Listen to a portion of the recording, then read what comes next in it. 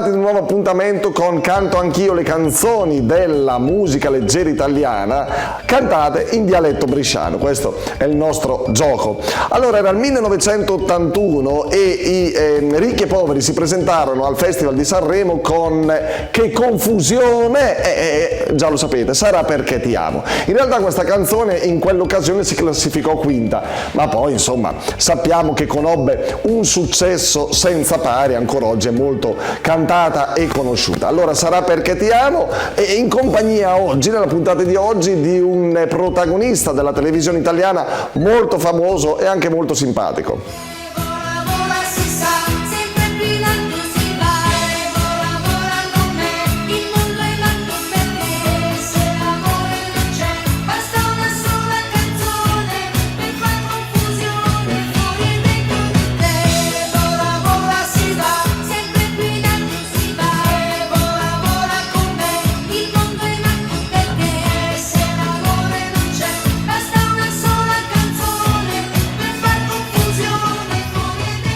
Protagonista della puntata di oggi Giancarlo Magalli, la cui conoscenza e padronanza del dialetto bresciano. Beh, è nota, è risaputa.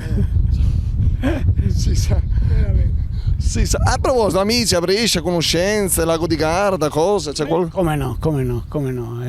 Ogni tanto vado, ci sono degli alberghi belli, ma poi da Riva del Garda, dove per anni abbiamo fatto un programma sui palinsesti Rai, fino a Gardone, a Gardaland, le ho frequentati molto i posti. Va bene, allora senti un po'. Allora, questa. Però non parlo bresciano. Beh, ovvio.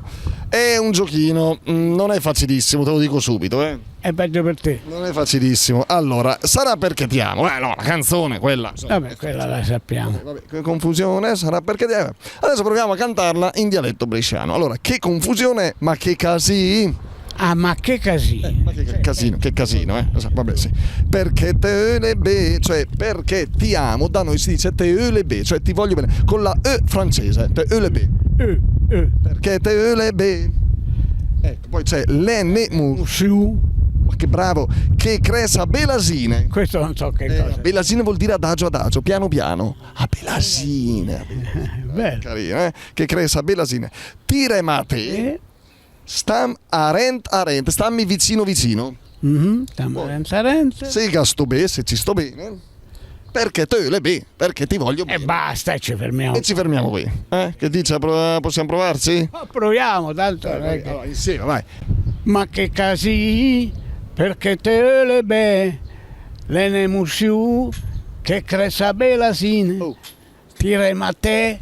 E stamarentaren se gasto bene perché te le be. Vabbè, ma ragazzi, no, ma tu hai la cittadinanza ormai, Cittadinanza, no ragazzi, questo di Calvisano, dalla provincia, dove vuoi tu ti trovi un appartamento e vieni a Brescia. Va bene, no, ma dico, ci vado, solo che in genere non parlo in dialetto.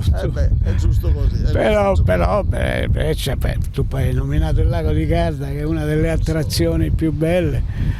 Quello me lo sono girato tutto e continuo a girarmelo. Vabbè, dai, quando vorrai sarai sempre gradito ospite. Grazie Giancarlo. Grazie a voi. Arrivederci, alla prossima, ciao. Canto anch'io.